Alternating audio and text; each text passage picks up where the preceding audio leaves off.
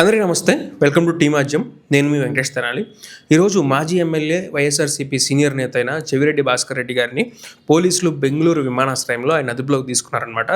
మద్యం కుంభకోణంలో ఆయన పాత్ర కూడా ఉంది అని చెప్పేసి పోలీసులు అదుపులోకి తీసుకున్నట్టు తెలుస్తుంది. అయితే ఆయన్ని పాత్ర ఉందో లేదో కుసేపు పక్కన పెడదాం. ఇది రెడ్ బుక్ రాజ్యాంగమా అన్నది కుసేపు పక్కన పెడదాం.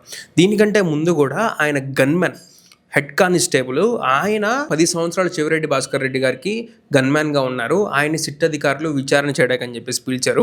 ఆయన పోలీస్ యూనిఫామ్లోనే వెళ్ళారు. పోలీస్ యూనిఫామ్లో వెళ్ళినా కానీ ఆయన ముందు వచ్చిన గిరి అనే కానిస్టేబుల్ వాళ్ళు చెప్పినట్టు రాసి సంతకం పెట్టి వీడియో రికార్డింగ్లో కూడా చెవిరెడ్డి భాస్కర్ రెడ్డి గారు 200 నుంచి 250 కోట్లు నిధులు మళ్ళించారు అని చెప్పేసి చెప్పమన్నారని చెప్పేసి అలా చెప్పి గిరి కూడా రాసి వెళ్ళిపోయాడని చెప్పేసి పోలీసులు తనకి చెప్పమన్నారని చెప్పేసి చెప్పాడు. నేను అలా రాయలేను సార్, నాకు అవాస్తవాలు చెప్పేంత ధైర్యం లేదు, నేను ఉన్నది ఉన్నట్లు మాత్రం మీకు ఏది కావాలంటే నేను చెప్పడానికి సిద్ధంగానే ఉన్నాను అని చెప్పేసి ఆయన చెవిరెడ్డి భాస్కర్ రెడ్డి గారి గన్మ్యాన్ చెప్పడం జరిగింది.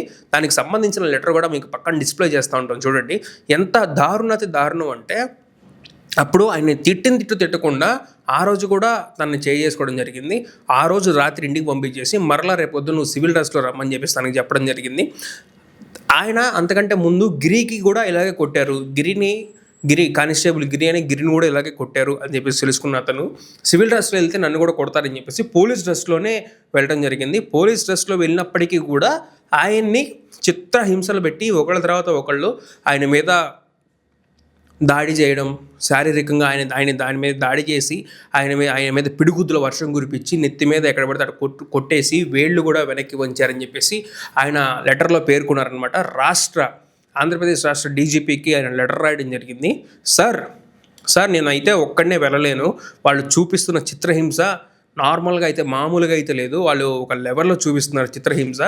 సిట్ అధికారుల దగ్గరికి వెళ్ళేటప్పుడు నాతో పాటు ఇంకెవరైనా ఉండాలని చెప్పేసి వాళ్ళు విచారణ చేస్తున్న సమయంలో పోలీసులు నన్ను కొట్టకూడదు అని చెప్పేసి మీరు చర్యలు తీసుకోవాల్సిందిగా అని చెప్పేసి ఆయనకి లెటర్ రాశారు.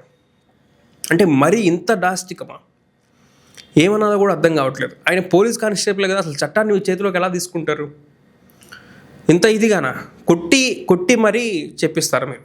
ఆయన ఈరోజు హాస్పిటల్లో అడ్మిట్ అయి ఉన్నారు. 3 రోజులైంది. విజయవాడ మణిపాల్ హాస్పిటల్లో ఆయన అడ్మిట్ అయి ఉన్నారు. ఎమ్మెల్యే ఆయనది తప్పుంది, విచారణలో మీకు దొరికిన ప్రూఫ్స్ అంటే ఆయన అరెస్ట్ చేశారు, దాని గురించి మేము మాట్లాడట్లేదు. ఒక పోలీస్ ఆఫీసరు గన్మ్యాన్ని అంత దాష్టికంగా అసలు కాన్స్టిట్యూషన్లో కొట్టే రైటే లేదని చెప్పేసి మనం మాట్లాడుకున్నాం.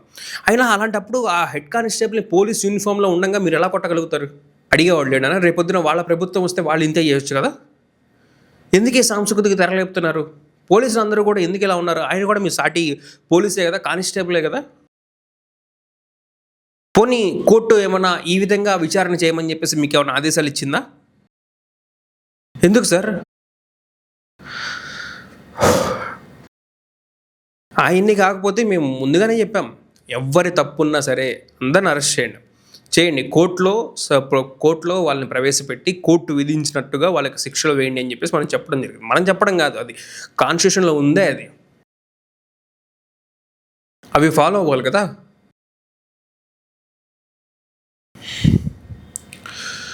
ప్రజలు వీటినన్నింటినీ దృష్టిలో పెట్టుకొని మీరే న్యాయ నిర్ణేతలు, కోర్టులో జడ్జిలు వీళ్ళందరూ కాదు. రేపొద్దున అసలు మనకి ఏం జరుగుతుంది, మన చుట్టుపక్కల ఉన్న వాళ్ళందరికీ కూడా ఏం జరుగుతుంది, ఇది న్యాయమా ధర్మమా అని చెప్పేసి మీరే నిర్ణయం తీసుకోవాలి. ఏదైనా సరే వార్త మాది, నిర్ణయం మీది. ఇట్లు టీమాజ్యం. Thank you for watching.